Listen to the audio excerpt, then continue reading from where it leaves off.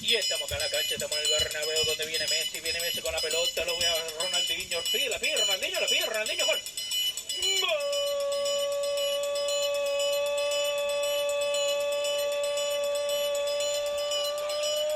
De cabeça, olha a chance, olha o gol, golaço!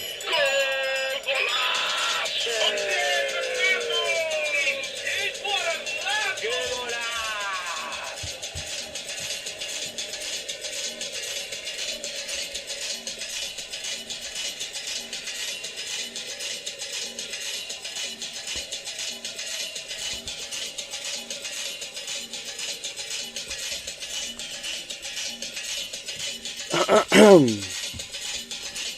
Ladies and gentlemen, señoras y señores, welcome to the Golazo Football Podcast with yours truly, DTG. Now, before we get started on a very, very special episode, you'll get why it's special in a few. I have to apologize. I was absent last week. I was injured in a college soccer practice. Preseason's coming up. Right now, it's just scrimmages, friendlies, and all that nonsense amongst one another, so to say. And yeah, I really thought I did my Achilles. Never happened to me before, but yeah, I was in a lot of pain for 2 days, but nothing serious. So yeah, it's all good. I'll probably be back on the pitch, probably by this weekend. From this recording going out. So it's currently Wednesday, well, about to be August 8th. It's still the late hours of August 7th, a Wednesday. So yeah, by this weekend I should be good to be back. So yeah, apologies for that, but I have quite a lot to catch up on. Now here's the thing. There are two things I want to talk about today. Mainly, the first one is the special announcement, as you guys may have already seen on our socials, and obviously football. So just to keep it simple for new listeners who don't really understand the concept of what we're trying to do, or fans of the show who don't really understand how to do it and whatnot, I'm gonna just say it just to avoid confusion. Mundo de Futbol and the Golazo Football Podcast, of course, we're together and doing business and whatnot. You can see that on social media. We have decided to make a fantasy Premier League team. Now, what this is, I'm sure a lot of you have heard about fantasy football. You create a team. You see how you do week by week. You make transfers in and out depending on injuries, suspensions, yada yada yada. Whoever is not playing well, you take them out, so on and so forth. So we're doing that for the Premier League, and we have an added twist to it. So it's not just playing just to play or whatever. The twist is every game week. Well, this is depending how many people end up joining the league.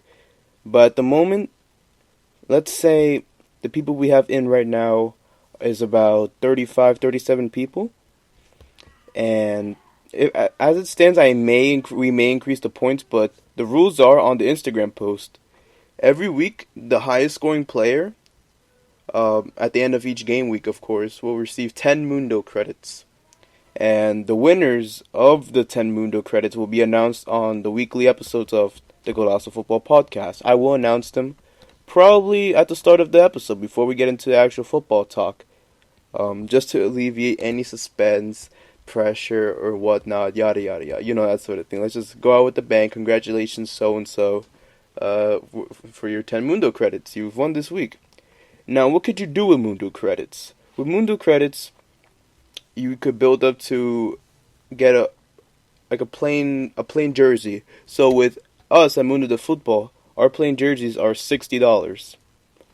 Yeah, you heard that right, $60. So with 60 Mundo credits, say if you won 10 game weeks, you get a jersey of your choice. You're eligible for it. You just have to tell us what you want and whatnot. We'll get you sorted.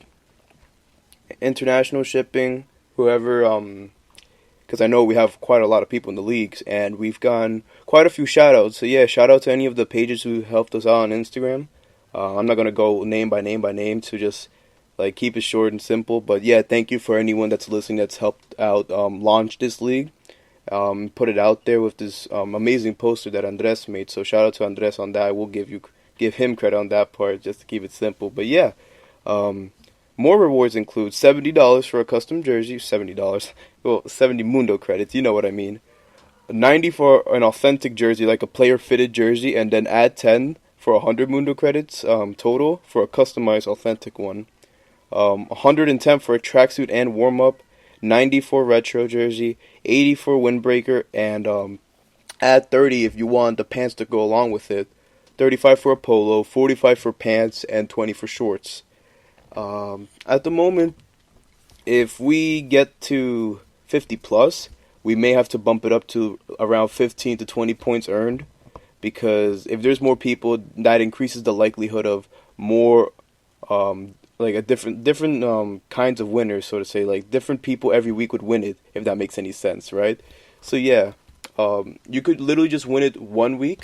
Say one person wins game week 1 at the end of this weekend, and they get 10 points. They might not win a game week again till like towards the end of the season. So it really wouldn't be like fair, whatnot, because we want everyone to be a winner. So we're trying to get people to play FPL, learn more about the Premier League if they don't know much about it, or test themselves out against some pretty good opposition. Because I can tell you one thing, one FPL page from off the top of my head, his name's the FPL GOAT, or Fantasy Premier League GOAT. He's one of the best in the world, apparently. So yeah, this is a good chance for everyone in the league to test ourselves out against him. So yeah, he might run away with it, but we'll see. And this is to be determined, but whoever wins the league overall may get a special surprise at the end. So keep that in mind if you win the league at the end of the season. So yeah, the code to enter is also 7R7BRB. If you haven't seen our post already, that's the entry code. And you just download the Premier League app, go to the fantasy section, sign up with your email, make a team, and then join our league with the code, once again, one last time, 7R7BRB. So yeah, good luck to everyone on this first game week. And if you're listening to this late after the first matches of the Premier League, don't worry, you can still join in afterwards. Your total won't be affected that much, so just join. Happy FPLing, everyone. So yeah, that's over with. I'm very excited with the idea. Thank you once again, Andres, for helping me make this come to life. The social media team, Devin, Erlin, Fernando on Twitter as well. Shout out everyone for making this a possibility. So yeah, on to the football. So what have I missed in the past, week, I should say. I only missed a week of football news.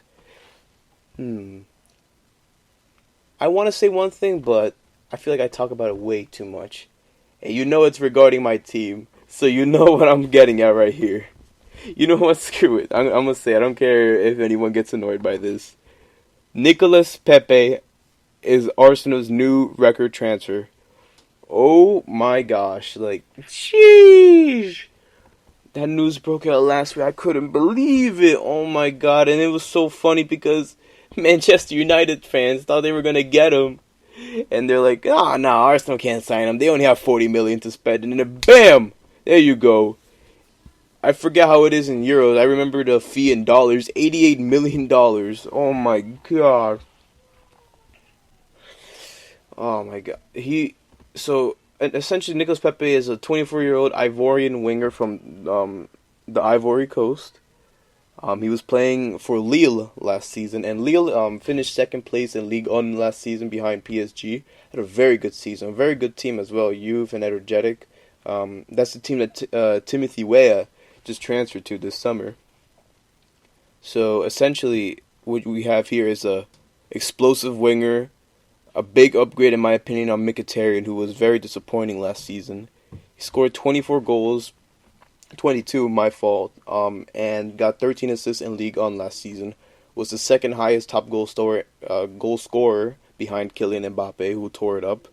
No surprise there. And then I believe he was also the don't quote me on it because I'm 100% on the other facts, but I'm unsure of.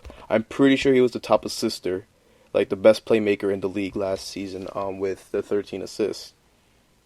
So yeah, you pretty much have a winger that can do it all. Like he's a lefty, but he plays on the right, so who does that remind you of? Arjen Robben. Not saying he's gonna be the same player or anything, or he is the same player, but um, you have that similar trait where he just cuts inside a lot into his preferred left foot and just lets it rip. Not let it rip, so to say, because he is a player that's very direct, takes people on, tremendous ability on the ball, very agile, um, very good on the off the shoulder of the last defender run where he just receives the ball and just takes off. Kind of like a Lionel Messi trait that Messi is specialized. Not saying once again that he's the same as Messi, but he can do the same things he does in his own manner. If that makes any sense. Like, for example, you can shoot the same way as Ronaldo, but it's not the same as Ronaldo. You can follow his technique, do what he does, but it's not the same, obviously. Same concept, just different outcome. So, yeah, that's pretty much it, before anyone gets confused with my words or whatever. No, I'm so excited by this because, the front three now, Aubameyang, Lacazette, and Nicolas Pepe. Because last year, Aubameyang, at times, he's not bad at it, but his best position is up top striker, very clinical. He would have gotten more goals if he had like a better winger next to him. So because of our lack of dynamic, explosive wingers, such as Iwobi, not as much Iwobi because he did improve a lot last year, but more towards Mkhitaryan. He was on the right side. Aubameyang would have to drift out wide to make space for himself and create chances by himself, because Mkhitaryan wasn't going in deep enough into like the final third. For some reason, which is very whack, because had Mkhitaryan done that, I think Aubameyang would have had more goals and would have ended up as the outright solo winner of the Premier League Golden Boot, because he did have to share with Salah and Mane. So yeah, that's good, because of course I would rather have sold Mkhitaryan as well, but that's a good squad depth to have, I guess you can say. And good competition. Maybe this competition that with the arrival of Pepe is what Mkhitaryan needed to kick up the ass. So yeah, maybe the competition will bring the best out of him, I'd hope. And on the topic of Arsenal, now a transfer that has been looming all summer, for most of the summer, Kieran Tierney is on his way to London right now. Obviously me as an Arsenal fan, I follow many Arsenal pages, so I can give you guys this little bit of an insider right now. His flight is being tracked from Glasgow, Scotland, all the way to London right now. It's not a big trip, obviously Scotland is right there, but this is not the first time this has happened. I remember in January 2018, this was done with Pierre-Emerick Aubameyang, with his flight being tracked from Dortmund all the way to London. So yeah, that's pretty much it. Kieran Tierney is going to be an Arsenal player. I'm pretty sure he's going to get number 3 from the looks of it. That's what everyone's been saying for months. Kieran Tierney 3 has been was leaked at the Arsenal shop apparently someday in July, or late June I should say, rather. Because I do remember when it broke out. So yeah, that's that. Kieran Tierney, for those of you who don't know, is a product of the Celtic Academy. Some very good players have come from Celtic. Virgil van Dijk, Victor Wanyama. He was a good player for Southampton and Spurs, but he's just been injured. He was injured for a long time. So yeah, but he's coming back, so you could watch out for him again this season. Off the top of my head, who else has come from Celtic? You have Virgil van Dijk. Dedrick Boyata is also still there, a Belgian international. That's one good player to look out for. Jason Denayer was also at Celtic. Now one of the most sought after defenders in the world. Not very sought after, but there has been interest from Atletico Madrid before they got Felipe. There was interest from the Premier League teams. Man City wanted to bring him back.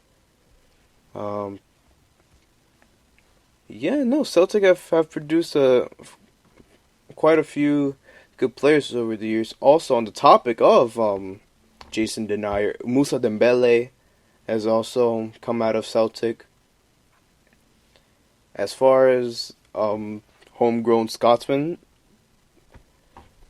Off the top of my head, I think just Tierney. I don't want to go delve way too into it because Scottish football, I know nobody likes Scottish football. I mean, I like it, but I'm doing this for the viewers. So, yeah, that's pretty much it. Don't sleep on Celtic. Kieran Tierney has won the PFA, well, the Scottish PFA Young Player of the Year 3 years in a row. Won the Scottish Cup 3 years in a row. Scottish League 3 years in a row. Like, it's a born winner. Has captained the team. It's just incredible for the most part. I can't believe we have one of the best young left backs in the world.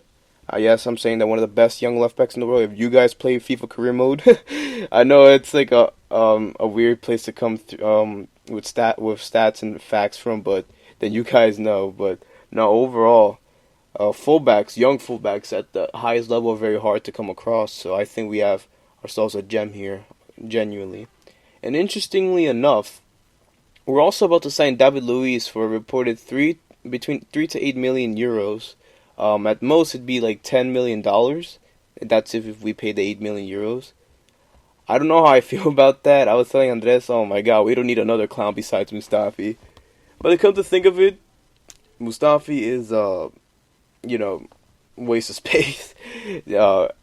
If you guys just need to type in Mustafi errors or Mustafi mistakes, Mustafi defensive errors on YouTube, whatever, anything around those lines. Watch a video or two, then you understand my frustration. Nonetheless, David Luiz, whom I think is overrated. If you guys recall, 2015, David Luiz got into the FIFA Pro Team of the Year, or 2014 Team of the Year, ahead of arguably like the best defender in the world at the time, Diego Godin, who I really thought was gonna get it, and everyone raged because David Luiz got it. However, David Luiz overrated in the sense that he got destroyed by Luis Suarez, Man City last season. Basically that frontier of Sane, Aguero, and Raheem Sterling ended him. The German national team exposed him. Human's son embarrassed him at Wembley last season when Spurs hosted Chelsea in the towards the beginning of the season, like October-ish. Yeah, September, October. In the fall, they hosted them. But yeah, no, David Luiz is an error-prone defender when it comes to defending, but to bring the ball out from the back, there's almost nobody better than him in the game at that. Like, completion of long balls, success rate is through the roof. Progressive balls also through the roof. You know, people have said that you can just play David Luiz at CDM because there's not as much defensive requirements there. That's why people think that's where, or people have stated that's where he's better suited at.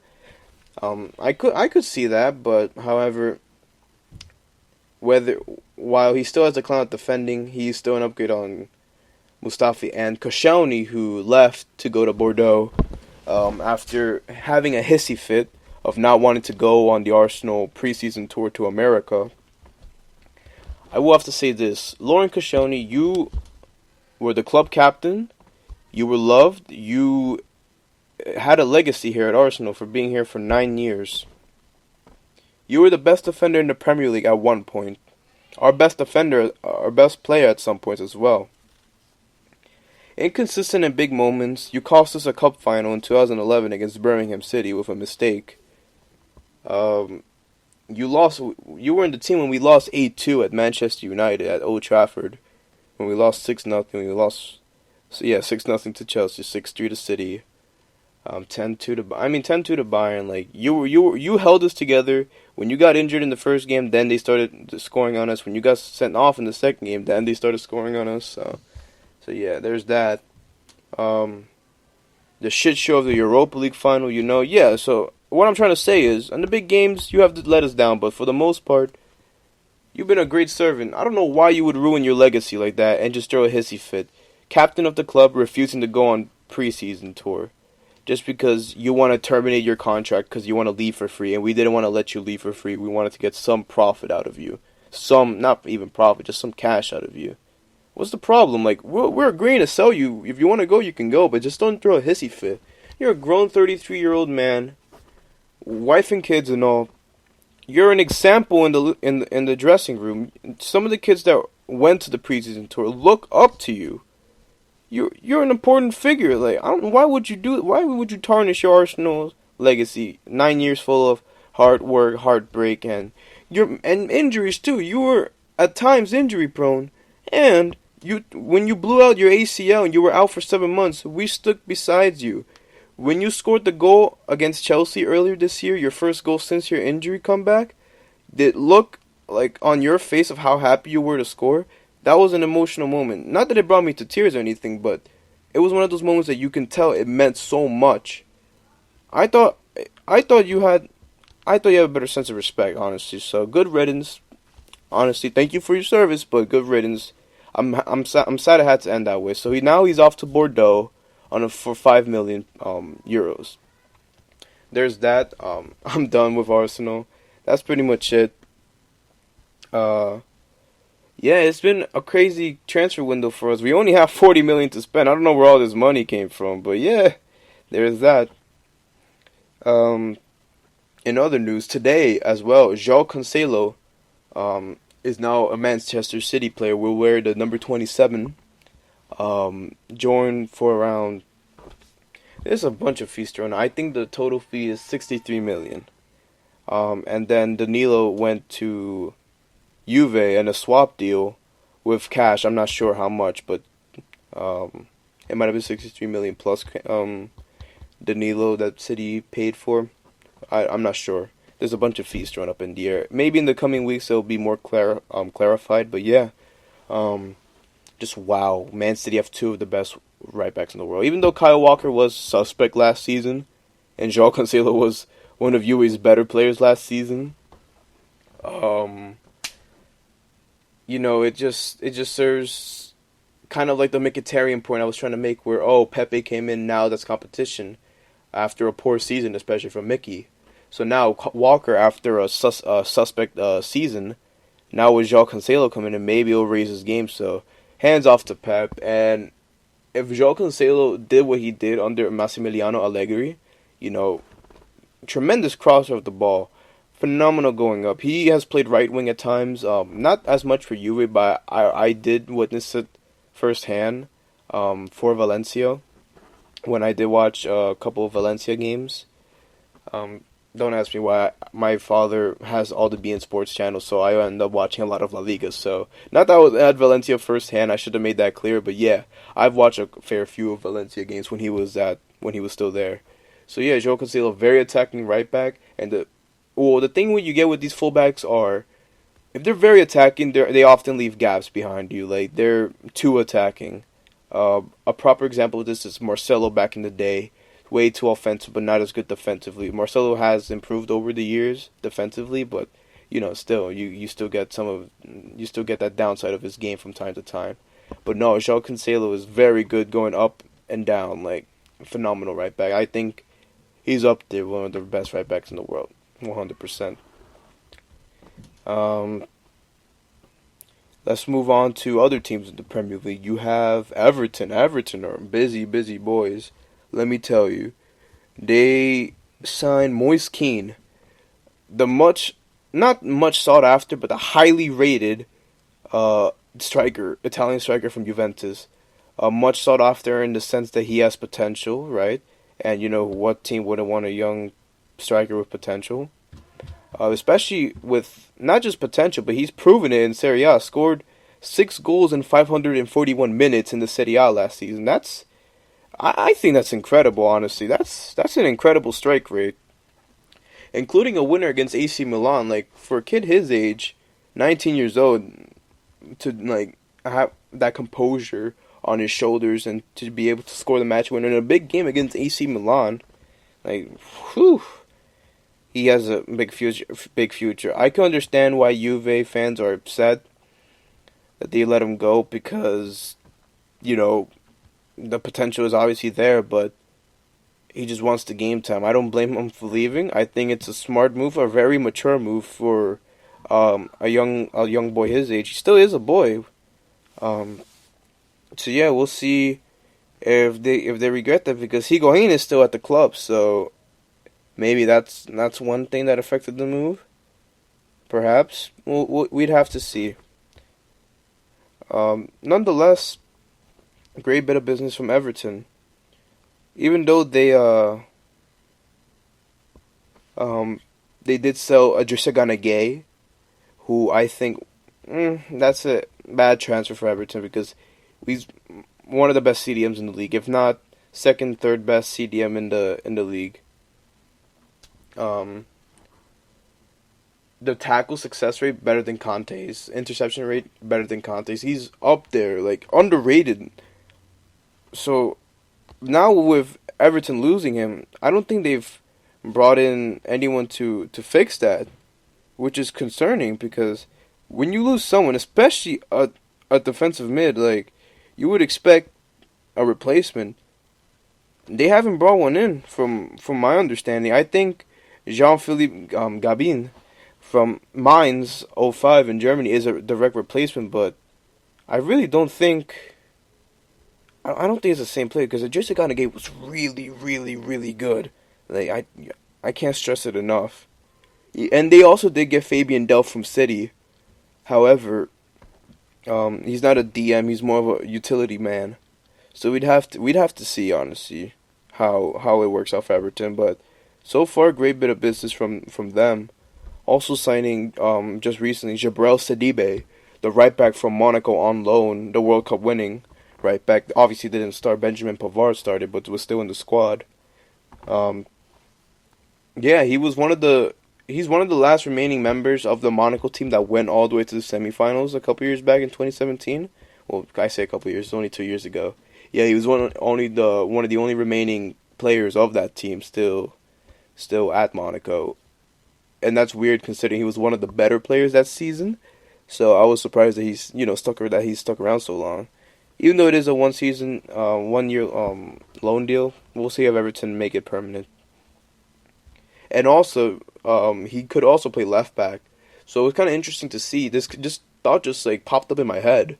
You have Seamus Coleman, a very, very one of the best right backs in the league, who could also play. Who also obviously is a right back, and I think the new Everton captain since Phil Jagielka left for Sheffield United, the newly promoted team. And then you have Lucas Digne, who's very, very good last season for Everton. Also playing left back, so it's kind of interesting to see where he would fit in. Nonetheless, staying in Manchester United have added to the recruitments of Aaron Wan-Bissaka and Daniel James by signing Harry Maguire for him to now officially be the most expensive center back in the world in the history of football. 80 million. 80 million euros. He's worth more than De Ligt and Van Dijk. Ridiculous. Like, Jesus Christ. Are you serious? Not saying he's a bad player. I highly rate Harry Maguire, but 80 million. Wow, bro. Like, maybe if he was the age of De Ligt, then yeah. You see, for that kind of fee, I wouldn't have blamed Juve for paying that much for De Ligt. However, Harry Maguire's in his prime, right? Mid-20s. But, coming, I want to say from a poor team, but like a slightly underachieving team in Leicester because, yeah, they did falter under Claude Puel, even though under Brendan Rodgers now they're looking like a real good team, and they did show glimpses of that towards the end of last season. I just don't think he's worth 80 million. I think Leicester should have been happy with 55, 60 million because, yeah, I think the English player concept is a real thing where English players have an inflated price because they're English. Also because Harry Maguire did have a phenomenal World Cup last year. So yeah, it's kind of interesting to see how it's going to pan out. I mean, a great signing for Manchester United, honestly. Their defense is looking good now. Like, they're in the same boat as us where our defense like let us down massively. We have clowns in the back like Mustafi, Koscielny, Chris Smalling, Phil Jones, Ashley Young. So now Manchester United's defense is going to look like from left to right. Luke Shaw, Victor Lindelof. Eric Bailly is always in and out injured. He's actually injured for like around 3 months, I think. Got injured in a preseason game. But yeah, he is a good defender, but, the injuries have been killing him. So after Lindelof, you'd have Harry Maguire, obviously. and then you have Aaron Wan-Bissaka at right back. Defense solved. Like, well done for Ole Gunnar Solskjaer for fixing up the defense, which they needed the most. The fee is going to hang around the head, though. Like, that's the one problem that people have with the transfer, the amount that they've paid for him. For their sakes, they better, like I said with João Felix a few episodes ago, they better hope this works out well. Or else it's just going to look like an embarrassing flop. Even though Harry Maguire could play out the ball from the back, like I was talking about David Luiz, not to the extent where he can play CDM, but he's capable of defending. Doesn't make the errors that like David Luiz makes from what I've seen. Like very competent and comfortable defender with the ball at his feet and with the art of defending itself, so to say. So, yeah, I think for the qualities that you need or that Manchester United needed within a center back to lead the back line, they have that in him. Obviously, like I said, the only worrying thing is the price tag. I honestly think at this rate, if you're panicking, buy it, whatever. A quick thing I wanted to touch upon. I wanted your guys' opinions on Liverpool's lack of spending. I know they're the champions of Europe, and you don't have to fix a winning team, but maybe just to add more legs for competition. They've had a young center back from Holland, Harvey Elliott, the youngest ever Premier League player who debuted with Fulham last year, the relegated team, now signed for Liverpool. However, it's not enough. Like no real like starters or have joined the team. Like it's kind of concerning in my opinion. That's why I think they won't win the league. I think City still got it. But yeah, what do you guys think? It's weird that Liverpool didn't spend anything. Not even just one player. Like one major signing. You know what I mean? Tottenham also, on the other hand, on the contrary, the other Champions League finalists, the losing one, signed Ndombele. They're probably going to sign Giovanni Lo Celso, who we've talked about on the show before with the Nabil Fekir thing, allowing Lo Celso to go to Spurs. I think that's the most likely, that's the most probable transfer to happen. However, it's weird because out of nowhere, they've been linked to Dybala. They've been linked to, as I said, Giovanni Lo Celso. They've been linked to Coutinho, who was offered to Arsenal on a loan deal because we played Barcelona this past weekend, the Joan Gamper Trophy, the annual preseason trophy that Barcelona hosts at the Camp Nou, where they invite a team. We played very well, to be fair. Like I'm happy with the boys' performance against Barcelona. We lost 2-1, but we took the lead through Aubameyang. Phenomenal finish, phenomenal build-up from Xhaka and Ozil. But yeah, during the game, of course, Barca had representatives there because it was the first game at the new camp of this season, where you saw Messi make a similar speech to last year, where he said, "We're gonna try our best this year" and whatnot. When he said last year, "We're gonna give it everything for the Champions League." But this time around, Messi was more like, "Oh, we know what happened last year. It wasn't the end of the season that we desired, so we have to make amends for it." But yeah, trying not to get too off topic, I just wanted to get that little snippet in there. It's a little snippet of information, you know how I am. So no, representatives from Barca were there, and Arsenal were there too. The representatives of Arsenal, and apparently, I'm not sure if it was Bartomeu himself, the president of Barca, where I'm not sure who it was because I know our new head of transfer negotiations, Raul Sanelli, was the former head of transfer negotiations with Barcelona. We got him from Barca. So yeah, there were some talks there, reuniting with old friends and old co-workers and whatnot. And apparently within discussing, within the discussion between the two parties, Coutinho was offered to Arsenal on a loan deal because the fee that Barca are asking for is way too much for Arsenal considering how much we've already spent at this moment in time on Pepe, Martinelli, Ceballos on loan, probably Kieran Tierney and David Luiz. Obviously Pepe being 88 million, Tierney looking 25 to 30 mil, David Luiz could be up to 8 mil. So we're spending over 100 mil already, and to like spend another 100 mils way out of our price range. We're not looking to do that. And besides, we already got our attack settled on with Pepe.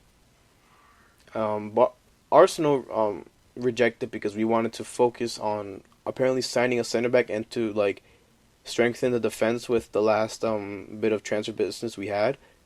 But that's pretty interesting that we declined Coutinho. Like, I honestly would have, at this rate, sold Ozil. You guys know my opinions on Ozil. And got Coutinho in on loan because, wow. Like, Coutinho in the Emery system? Sheesh. I can't. I'm kind of upset by that, but, like, realistically, I get where we're coming from. We need to strengthen the defense. So, fair play on Arsenal for doing that. But it's interestingly enough that happened, you know, that Coutinho was offered to us. Now, I know, like, I would love Coutinho there. However, I know that was never going to happen because I'm pretty sure you guys have heard the quotes before from Coutinho himself. He wouldn't want to play for another Premier League team. Of course, you know, hinting at his allegiance to Arsenal. No. Allegiance to Liverpool. I just realized what I said there. I just had a brain for it, ladies and gentlemen. I'm sorry. I just looked at a picture of Tyranny's flight, so I was thinking of Arsenal. Wow, that's embarrassing, but you know, it happens to the best of us. Just to wrap up some more transfer news, because I want to keep this short. It is pretty late, so kind of want to go to bed soon. So more on the transfers from the Premier League, just to wrap it up.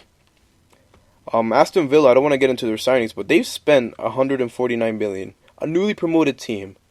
That's just crazy. Hands off to them. Another quick roundup we have Leicester City not getting a replacement for Harry Maguire from the looks of it, which is quite concerning. Danny Welbeck joining Watford on a free transfer from, you know, obviously leaving Arsenal. Patrick Cutrone leaving AC Milan, joining Wolves. You have West Ham. I touched upon it. Sebastian Haller from Frankfurt has joined West Ham. Great signing.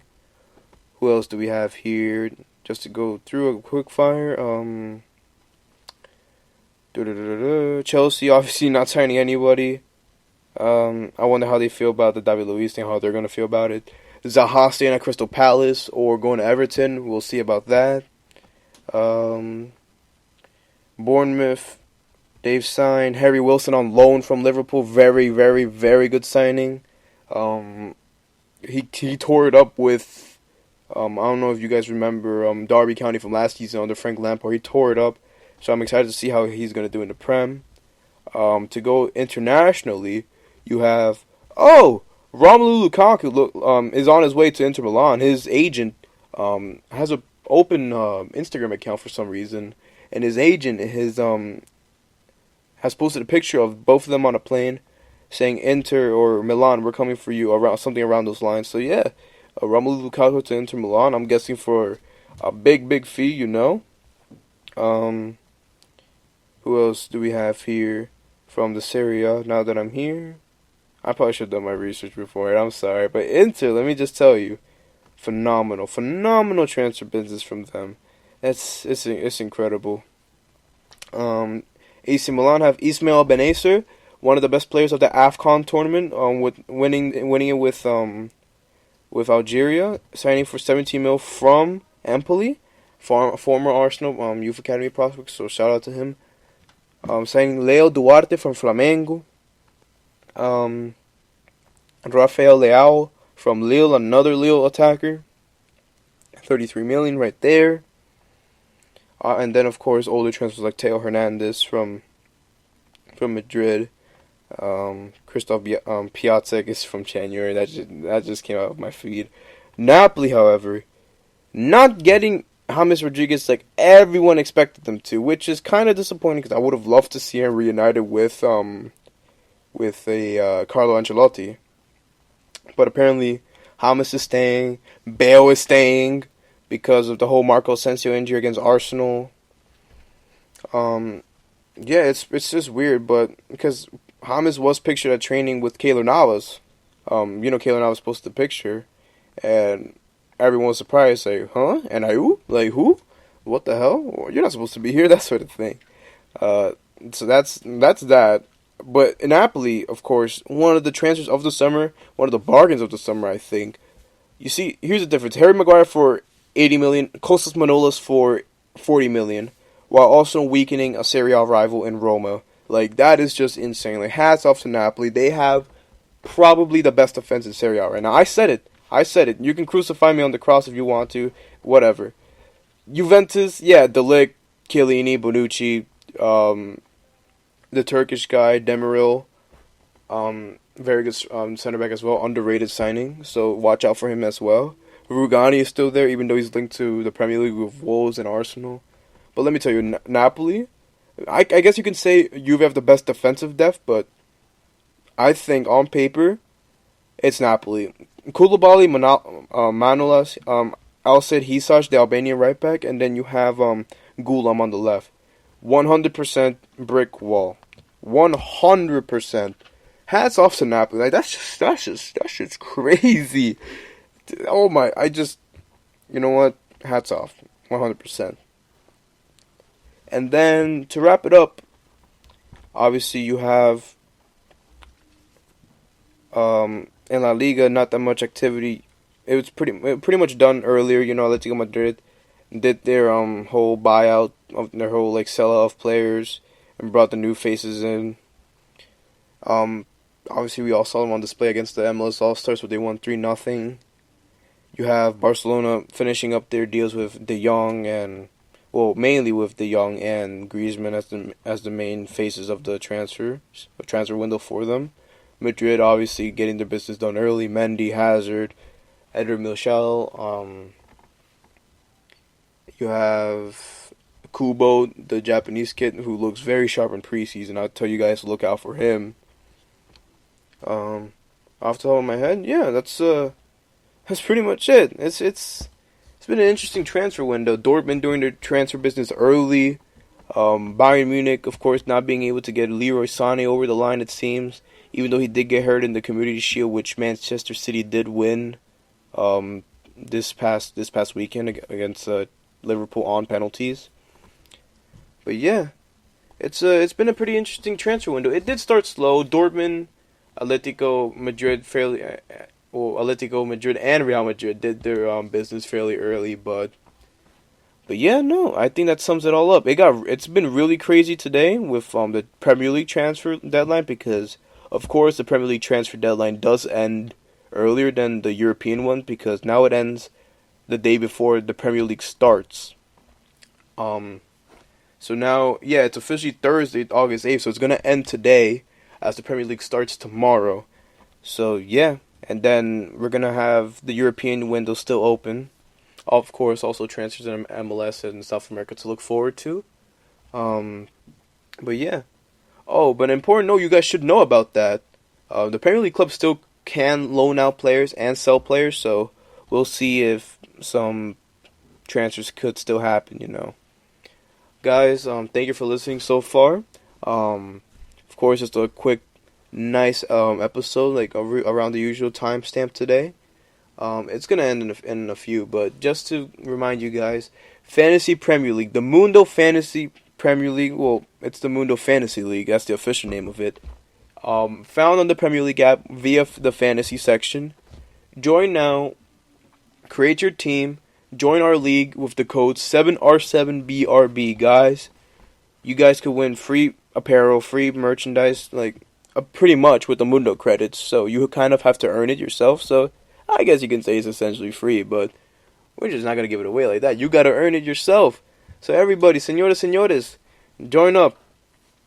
So I can prove myself in FPL against you guys as well. I'm sorry, guys. I'm a little tired. It's a little bit unscripted, as you can tell, but I'm just really tired right now. I shouldn't be saying that. It's unprofessional, but all right, guys. I'm gonna keep it short. So peace out, guys.